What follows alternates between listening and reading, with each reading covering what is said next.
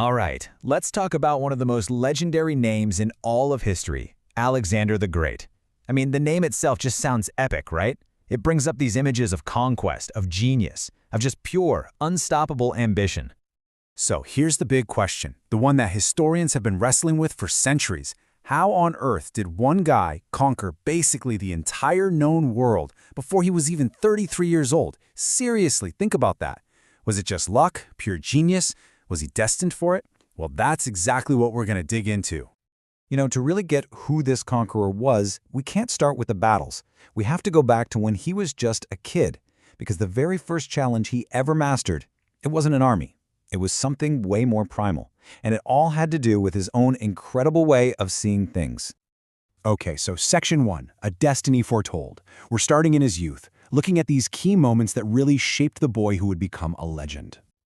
So this quote, wow, the story behind it is just fantastic. Picture this.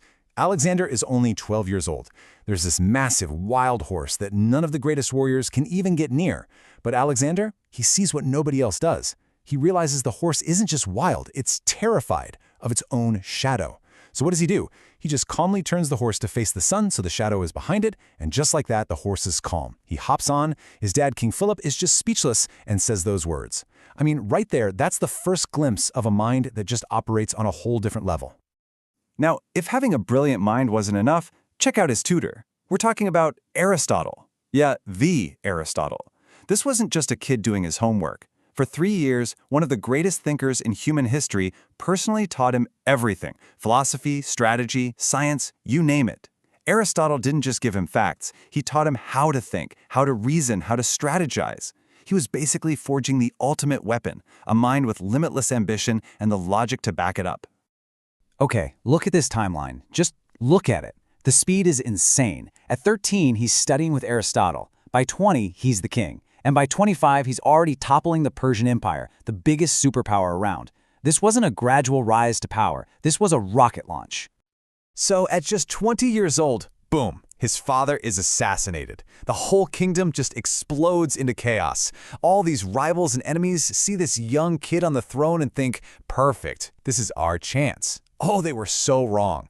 Alexander didn't hesitate. He moved with brutal, lightning-fast efficiency. And when the city of Thebes decided to rebel, he didn't just put them down. He burned the entire city to the ground. He sent a message loud and clear: do not test me. And believe me, nobody did after that. All right, Section 2, Clash of Empires. So, with his home base locked down, Alexander sets his sights on the biggest prize of all, the massive, seemingly unbeatable Persian Empire. I mean, this is the ultimate David versus Goliath story. You look at the stats and it's almost laughable. King Darius of Persia had literally millions of soldiers, more money than you can imagine, and this gigantic empire. And Alexander? He shows up with maybe 40,000 guys. But what he had that Darius didn't was this insane, audacious strategy and a will that simply could not be broken. So how do you pull off the impossible? You change the rules of the game. Alexander's strategy was genius. He knew he couldn't fight the whole Persian army head-on, so he didn't. At the Battle of Issus, he did something crazy. He identified where King Darius was, used his best cavalry to blast the hole in the enemy line, and then made a beeline, a full-speed cavalry charge straight at the king. I mean, can you imagine? The king is supposed to be safe in the back. When Darius looks up and sees Alexander the Great charging right at him, spear ready, he does what anyone would do. He panics. He turns and runs. And when an army sees its king flee, it's over. And this is where it gets even more interesting. After Darius flees, Alexander captures his entire family, his mother, his wife, his children.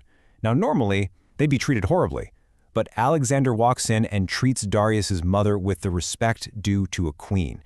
This wasn't just him being nice. This was a power move. He was sending a message across the entire Persian Empire. I'm not here to destroy you. I'm here to replace your king. It was a brilliant piece of psychological warfare. So Darius is totally humiliated. He sends an offer to Alexander. He says, look, you can have half of my entire empire. Everything west of the Euphrates River. It's yours. Let's just call it a day. For any other king, this would have been the deal of a lifetime, the biggest victory in history. But Alexander, well, Alexander wasn't any other king.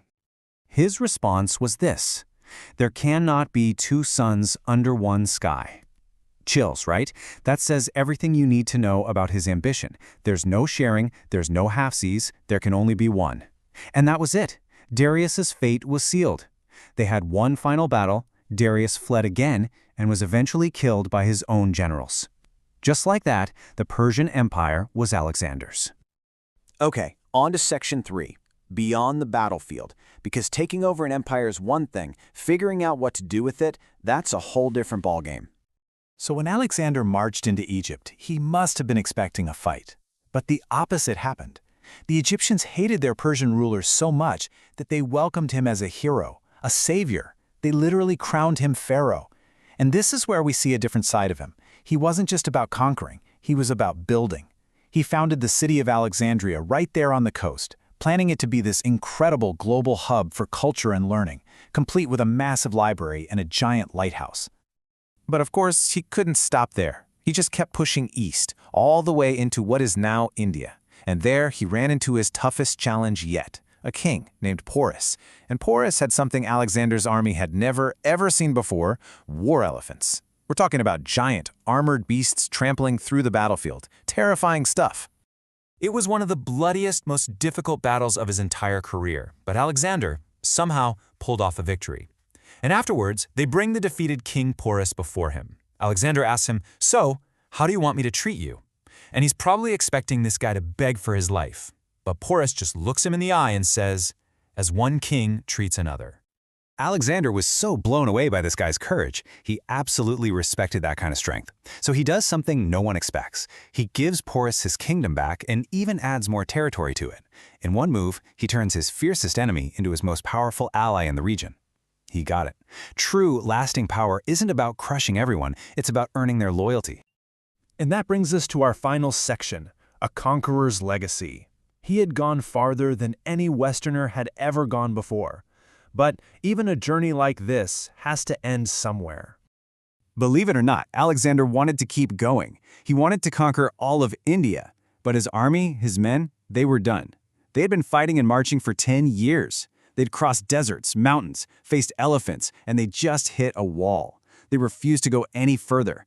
And for the first time in his life, the man who conquered the world had to listen. He had to turn back. And then, on the way back, in Babylon, he gets sick. A fever. And just like that, after all the battles, all the conquests, Alexander the Great dies. He was just 32. But his impact is just staggering. It goes way beyond just lines on a map. He mixed cultures. His armies traveled everywhere. Get this, some scientists actually estimate that today, something like 1% of all people on Earth might have a genetic link back to Alexander's army. That is just mind-blowing. It's a living echo of his empire.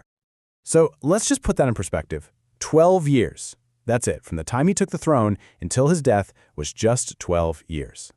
And in that short window, he completely redrew the map of the ancient world. He built an empire that stretched across 3 continents and created a legend that would inspire basically every great general who came after him, from Julius Caesar all the way to Napoleon. And that's what really leaves you wondering, isn't it? He did all of that in just 12 years and died at 32. So the question we're left with is, what else could he have done? If he'd lived another 10, 20, 30 years, what would our world look like today? It's one of history's biggest what-ifs, and we'll just never know the answer.